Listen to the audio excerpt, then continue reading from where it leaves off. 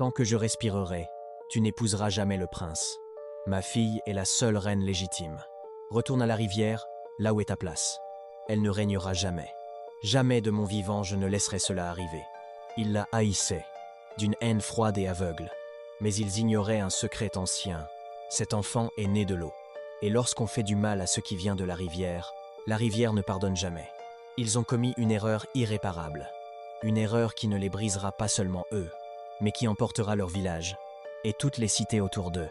Le cœur de Molara était très triste. Elle serra son bébé contre sa poitrine.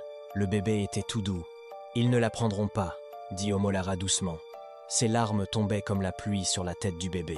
« Omolara, regarde-moi », dit doucement Mama Agba. Elle prit un grand panier fait de bâtons séchés. Elle imite un beau tissu doux.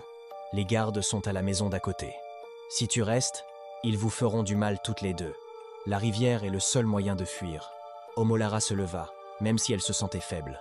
Elle enveloppa son bébé dans le tissu et le mit dans le panier. Elle embrassa le front du bébé. Le bébé sentait bon, comme une fleur nouvelle. « J'espère que les esprits de l'eau veilleront sur toi », pleura Omolara. Elle sortit par la porte de derrière de la maison. Le village était plein de fumée et de feu. Elle courut à travers l'herbe très haute. Les feuilles tranchantes lui coupèrent les bras. Mais elle ne s'arrêta pas.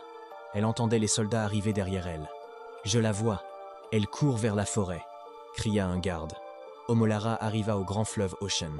L'eau était claire et courait très vite. Elle frappait les rochers.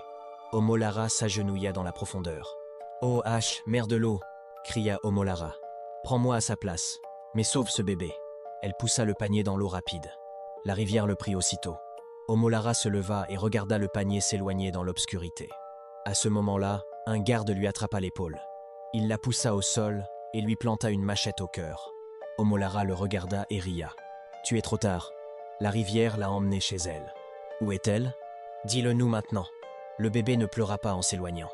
Elle leva les yeux vers le ciel noir avec ses grands yeux bleus. Au fond de l'eau, Iya Oshun se réveilla. Elle était faite de nature et d'eau.